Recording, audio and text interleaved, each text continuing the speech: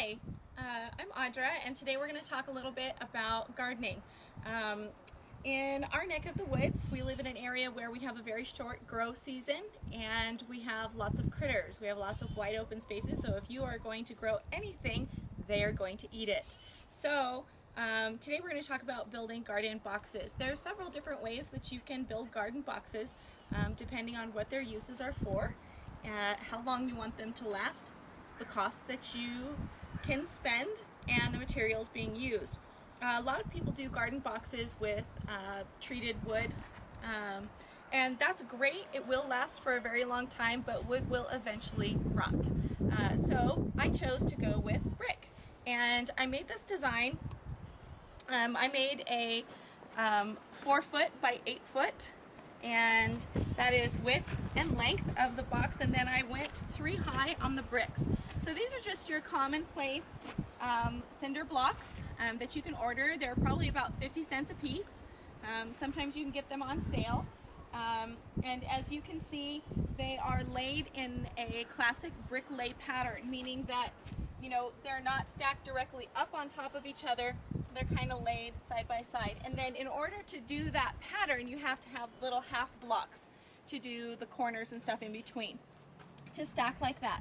So on the bottom of the garden box, I used the same wire that I created the lid out of. They're little 1/2-inch galvanized square wire, the rolls of wire, and I got the 4 foot length by 50 feet. And again, just depending on how much you can spend at a time. I did take a little while to build each of my boxes, so just put a little bit of money each at a time. Now, we have very persistent little critters, gophers, squirrels, rabbits, mice. So again, I used very small gauge, a small wire to do that. So in between even my brick, on the second layer, you can see that there is some of the wire, because I did not want the mice or squirrels or gophers to even be able to dig up inside of the little brick holes in order to be able to get inside of my garden box. So the first thing you need to do is lay down your wire on the bottom. So there is a length of wire on the very base, and then you lay your brick all around, and then you just stack your brick up. In between, in my brick here, there is a piece of rebar that we pounded in every other hole to stabilize the outside of the box, because once you put a lot of dirt inside, it's going to create a lot of pressure. So even though you laid it with brick, you really want to make sure that that's stabilized. So again, pounded in rebar every other hole in order to stabilize the box. Once we were done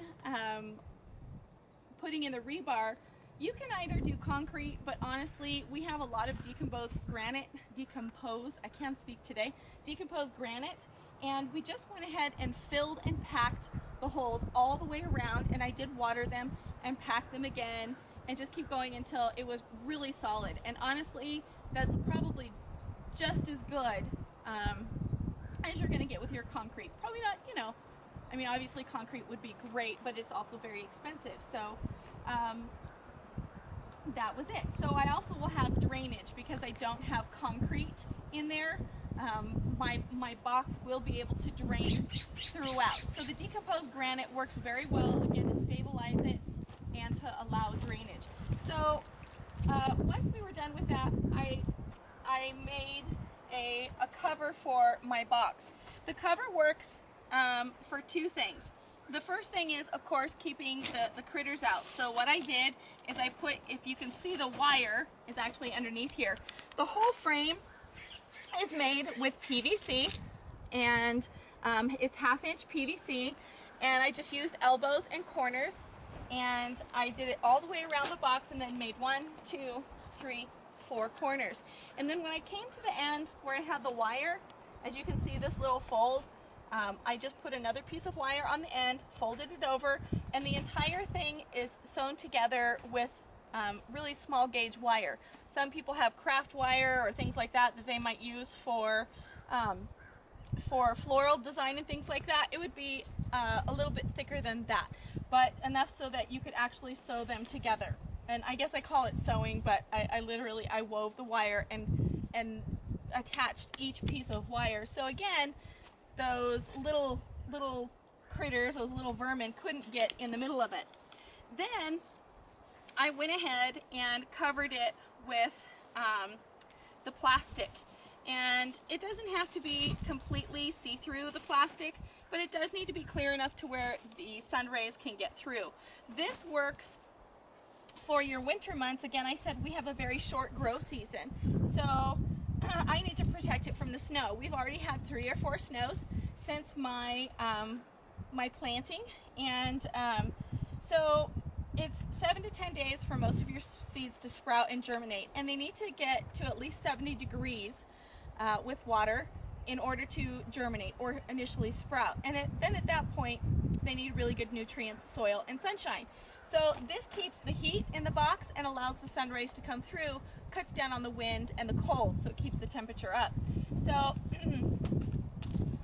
it works kind of like a greenhouse right on top. So now what we're going to do is the little seedlings that you see in here, I planted, and they are approximately, so 10 days, so they're probably about 20 days or so old. So it also will increase the growth rate being in a greenhouse. So as you can see, this is actually my lettuce box, and if you go around the other side, if you want to see, I've also labeled each row. So what I did is I planted 3 rows of each kind of lettuce, the seedlings, and it really depends on what type of seed, but an easy rule of thumb is you want to plant the seed to a depth of twice its size. So for a lettuce seed, which is very, very tiny, you barely need to put them in there. So I use a pencil for a couple of different things. I literally just put the seed on top and then poke the pencil down. Again, if the seed is, you know, this big, you want to plant it that deep. And whenever you have a point on a seed, the point always goes down. If it's a round seed, that's fine. You just put the round seed in.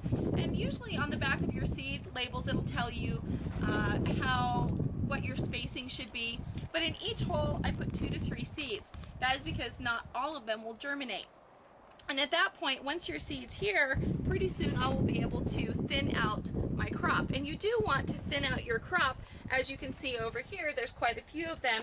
Your plants will not get as big. They will start to drown each other out. And it just really is not conducive to a big, healthy crop. So you will have to go and thin some things out. The second thing I use the pencil for is my labels. So I take these lovely little labels and I write whatever kind of seed it is in pencil, and it will not wipe off with the water, which is really important, but you can erase it and keep reusing it. So that's what I use my pencil for. And then my husband, who's fabulous with irrigation, went ahead and instead of a drip system in my boxes that I've had before, he went ahead and put in, they're misters. So they're raised up above and they actually mist, and you can reposition and aim them here. And these are set to water at 9 a.m. and 2 p.m.